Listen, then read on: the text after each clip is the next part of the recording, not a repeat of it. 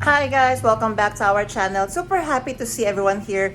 Guys, for today's episode, you may be asking why I am not doing a Louis Vuitton Murakami shopping, and you know the reason for that. But I was able to ask the prices from my CA, so that's what we are going to discuss for today. I'm going to show you my favorite pieces from the Louis Vuitton X Murakami collection Drop 1. And most importantly is I'm going to provide you the prices in Philippine pesos. Yes, so I'm inviting you all to watch until the end of our episode and happy shopping! Hi guys, Ron here, Suking Budgetarian Fashionista. I publish vlog every Wednesdays and Saturdays about lates about fashion. I do luxury shopping vlogs, hauls, and unboxings. I also do bag reviews and provide styling tips. I'm inviting you all to please join our ever-growing fam. There's a cute little icon here. So please click on this one so you can easily subscribe and be a member of our growing luxury addicted family. Please like, share, comment on this video. Help me reach my 5,000 subbies. We are almost there, guys. Thank you for all the help. Also, kindly follow me on my new Instagram account. That's at Ramir52 for daily updates and styling tips coming from me. Alright, so let us start with my personal favorite. We have Alma BB. Price is 153,000 Philippine pesos or 2,710 USD. We have SKU here. So these are all already available via website or via your CAs. So material is epi leather in the war with Louis Vuitton Murakami logo. It would come with detachable super flat panda and detachable shoulder strap. Next, we have the pochette accessories. Price is 133,000 Philippine pesos or 2,100 USD. Material is coated canvas in noir multicolor. It would come with detachable silver chain strap and detachable leather shoulder strap. So it would come with studs and it would come in silver hardware. Next, we have Nano Speedy. Guys, just look at the price, 140,000 Philippine pesos or 2,270 USD. From the Murakami multicolor collection, material is coated canvas. It would come in two colorway. We have in noir and we have in white like this one. It would come with detachable bag tag with bow detail and detachable leather strap. Next, we have Alma BB. Price of this one is 164,000 pesos or 2,830 USD. We have SKU here. Material of this one is coated canvas in multicolor white. It would only come in this colorway. Detachable leather strap, bag tag with silver hardware. Next, guys, another personal favorite of mine. We have Posh Toilet or Toiletry Pouch.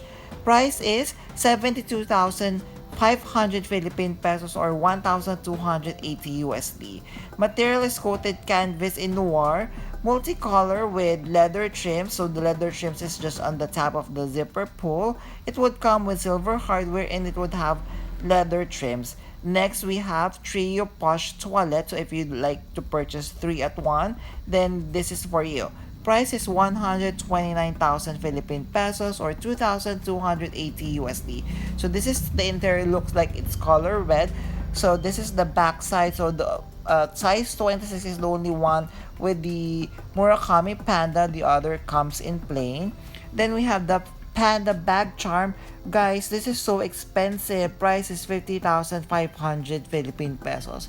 Material is leather and monogram coated canvas in Murakami. So this is the back side. It's in shape in the Panda Murakami design. So this one, guys, honestly, I feel is not worth it for the price of 50,500. Next, another expensive one, Panda key holder. Guys, so this one is fairly affordable at 33,900 Philippine pesos. We have SKU here. So materials leather and monogram coated canvas in Murakami Panda shape bag charm with gold hardware. So as you can see, it would come with the club circle with LV logo as well. Then we have the multigram cat eye sunglasses. Price is 30,600 Philippine pesos. So this one is fairly better compared to the other Louis Vuitton products. So as you can see, the side of the sunglasses would come with the Louis Vuitton Murakami colorway.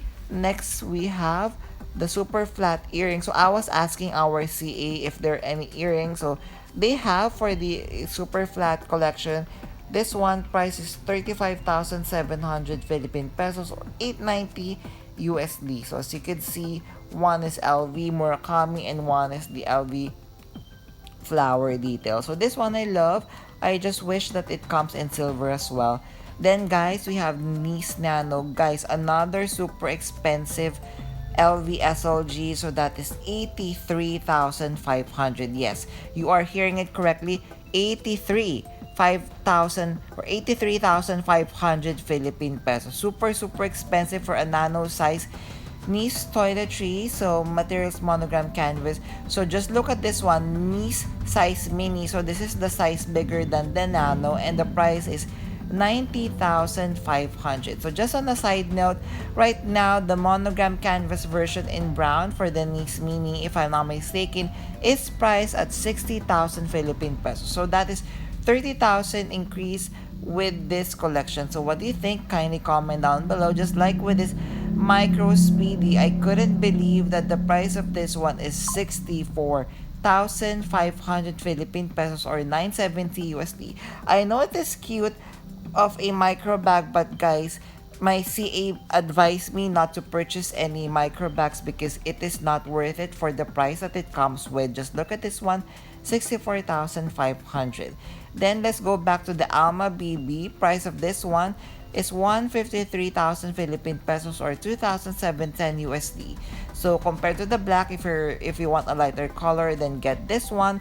This is understated bag, so the panda is fully detachable and the LV logo is the Murakami hands. Next, we have the pochette accessories. So this is the white version and the price is 133,000 Philippine pesos or 2,100 USD. So it is material is coated canvas in the multicolor in white. It would come with vachetta untreated leather trim. So the top part comes with studs. It would come with detachable leather strap.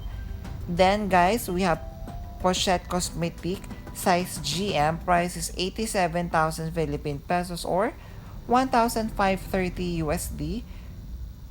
Material is coated canvas with vachetta leather base as you can see here, and it would come with gold hardware with gold studs as well. So what do you think of this one?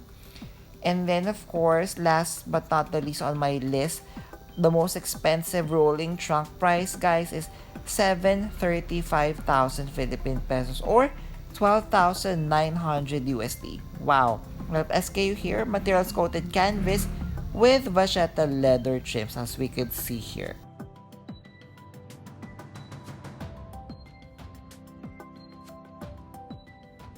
There, did you enjoy our episode for today? So upon seeing the prices in Philippine pesos, what do you have in mind? Any favorites from the Murakami Drop 1 collection? Kindly comment down below.